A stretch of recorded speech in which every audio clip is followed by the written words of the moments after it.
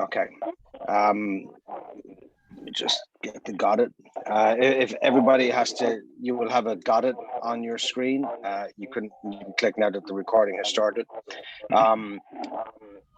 So immediately following this presentation, we will stop the recording, and then our WCB business meeting will start immediately following this presentation. So today we will have Christopher Smith, who is a member and a director of the Westchester Council of the Blind of New York. He's going to speak to us today about his international travels. They've been quite extensive. Chris holds 2 doctorates.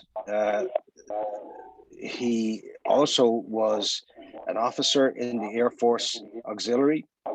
And if that's not enough, Chris is also a reverend and preaches at a church in the city. If anybody wants to go and see him preach, I'm sure Chris would happily share that information.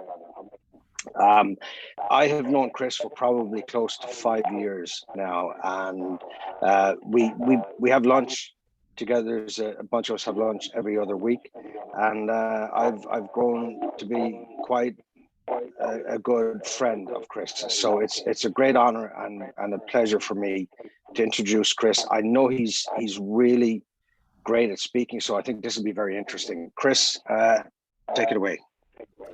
Okay, so I'm going to sort of divide the talk into sort of 3 parts just to give you an idea. The first part, we'll talk a little bit about some of the countries that are involved that I've been to in the last few years.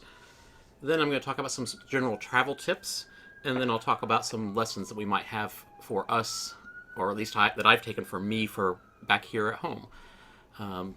When my background is that I have some international background anyway. I spent 10 years in the UK growing up. My background also connected with Germany, and so I've already done a lot of traveling before and enjoyed that. And it was always something that I said was going to be for me part of retirement. Well, when I got the disease that has made me legally blind, it also came with the fact that they told me that I probably had 8 to 12 years to live, and so I said now's the time to do more of that travel rather than waiting until later when I might not be able to do it. Because along with the blindness aspect of the travel, there's issues also for me with some balance issues and some other issues that go along with the broader disease. So one area that I had never gone to before was Southeast Asia, or actually a lot of Asia anyway. And so that was one of the areas that I've actually come to really enjoy. And so the last trip that I just came back to that sort of prompted the idea about us talking about this was to Thailand. Thailand is a country that I have found where the people there are very friendly, they're very helpful, they're very much wanting to be able to help you have a good experience. It's just part of their nature in general. So, for example, when you go to use their subway system when you're in Bangkok, you know, you walk into the station and immediately one of their military officers or police officers comes over and greets you and escorts you all the way to your train, helps to make sure you get onto your train, and calls ahead to the station you're getting off at to make sure there's someone to greet you at that end to escort you back out to get back out to the street, which is phenomenal compared to what we get in, like, when we go to New York City, or if we were trying to get on a regular bus or anything else. This is just the way that they do things. And if you think about it, the people are already there doing other work. For them to have that as the added thing wasn't really that much more, but it's something they've already thought through, and they've already got that through, that they recognize you when you walk in with a cane, or they recognize someone who walks in with crutches or comes in on a wheelchair. They're immediately there to be able to assist them with that, doing that. I've gone to 3 different areas of Thailand on 3 different trips. This last one was in a coastal town, and I went to a place called the Temple for All Religions.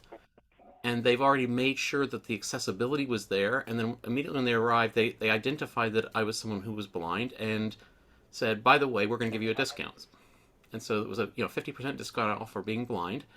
And then they took me in a van over to the temple rather than making me walk over there, because they were afraid I would not find my way through their paths, and then gave an individual customized tour in English through the whole facility, rather than the regular things there. So it's that type of accommodations that they've been really good about being able to help through and deal with things.